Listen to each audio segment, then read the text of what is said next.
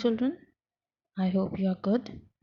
We have already studied the factors affecting demand, that what are the factors which actually affect the demand for a commodity.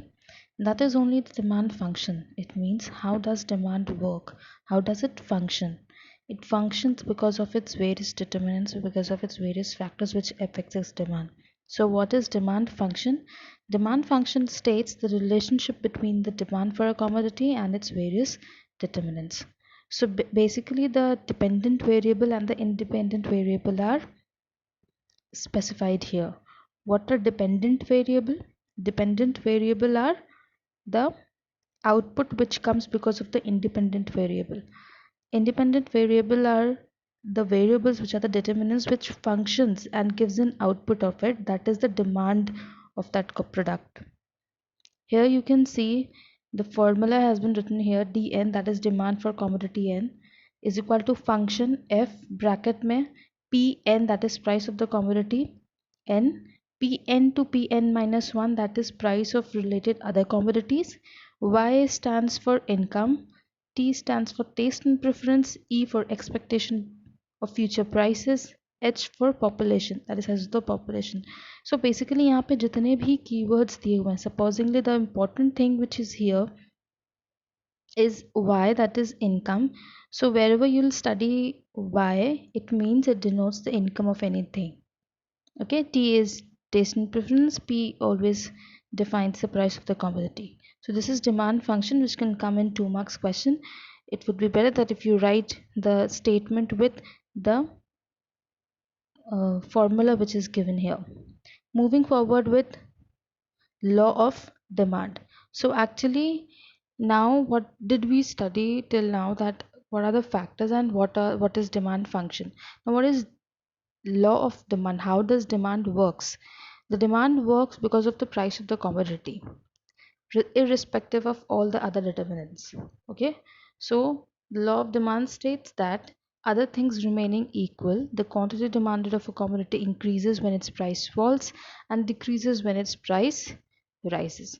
We have already studied this point in the first factor of first factor of affecting the demand, that was price of the commodity, which is also known as price demand.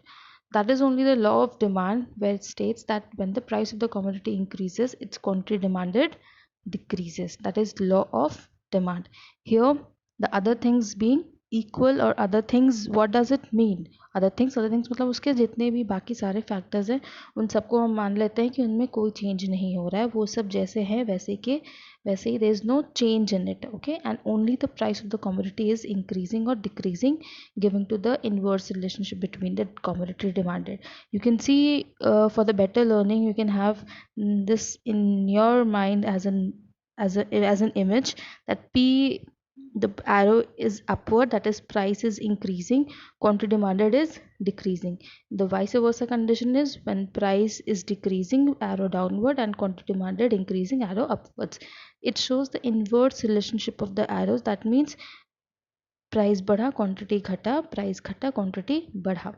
You always have to make this remember in your mind, that when you are writing the statement of law of demand, you always have to write other things be equal in the starting, and then you have to write the other things. And also ऐसा नहीं कि price बढ़ रहा है demand घट रहा है तो उसके बाद आपने वाइस वर्सा लिख दिया. No, you have to write both of the conditions together. Okay, so this is law of demand and same applies for the other things also. So this is law of demand, and then comes the assumptions. So assumptions मतलब हम क्या मान लेते हैं. In the very first of the law we said that other things being equal, तो other things being equal क्या है, that is what we are assuming. That comes the assumptions. Okay, so there is no change in the income of the consumer, there is no change in taste and preference, price of related commodities remains unchanged, the price of normal commodity should be unchanged, and then size of population should not change, income, expectation of prices, so all the other factors except price should remain unchanged. That is the assumption of the law. And for not for this but also for any law, there's always an assumption, because that's a fact which is not universally true, but we have assumed some of the things to be constant in any of the law which you will be studying in and in the further topics. Okay, now comes demand schedule. Schedule is what? It's basically a tabular representation. That's the key word. कि जब हम schedule की बात कर रहे हैं तो वहाँ पे हम क्या बताना चाह रहे हैं. It's a table form description. Okay, so demand schedule is a tabular statement that shows different quantities of a commodity that would be demanded at different prices during a given period of time. I've already said this in the starting that whenever you're writing anything regarding demand, two or three things are most of the important things to be written there, that is quantity, price, and the time. It has to be mentioned. So it has also been mentioned here as well, that is the quantity demanded, what is its price, and the given period. And it is what? It is a tabular statement.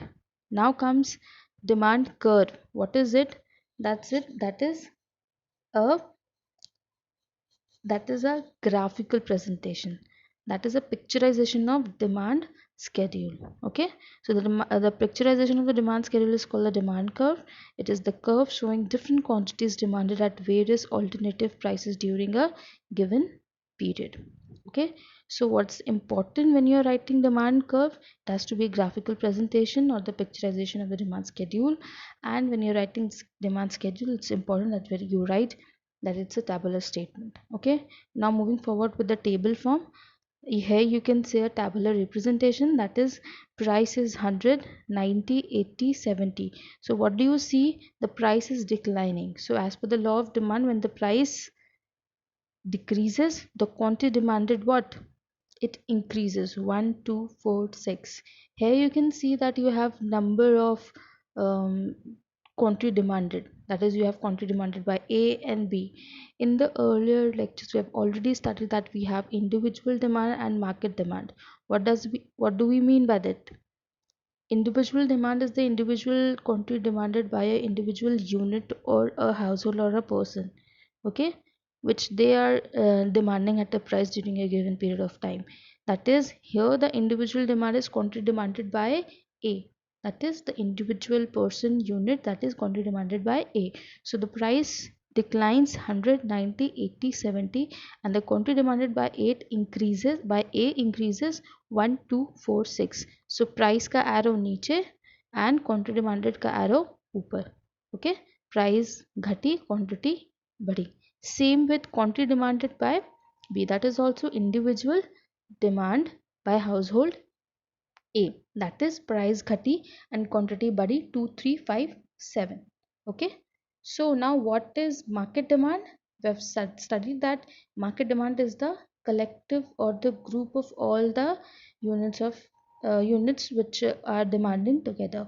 So now total of A plus B, that is quantity demanded by A and quantity demanded by B, will add it together. 1 plus 2 is equal to 3, so we'll get 3, 5, 9, 13. So price घटी 100, 90, 80, 70 and quantity बढ़ी 3, 5, 9, 13.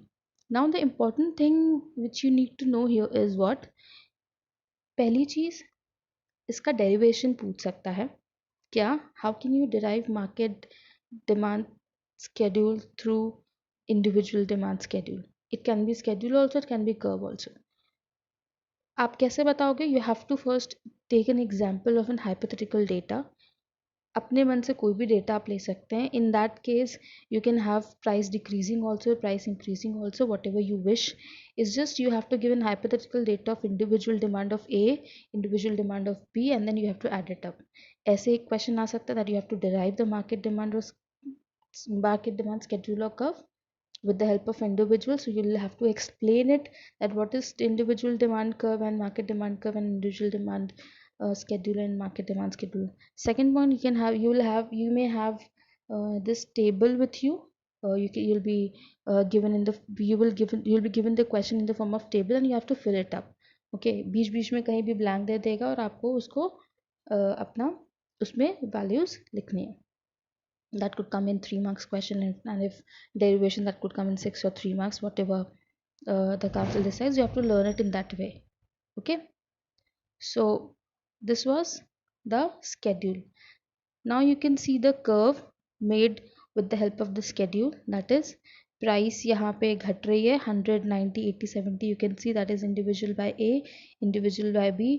आप इन दोनों के curve को जब मैंने जोड़ा, जो भी डेटाज हमारे स्केड्यूल से आए थे, that is drawn in C, that is A plus B market का जो दिया हुआ है वो थर्ड वाले डायग्राम में दिया हुआ है. And you can see the diagram of demand curve of A plus B is more steeper than A and B, because that is the group, that is the collective demand of A and B.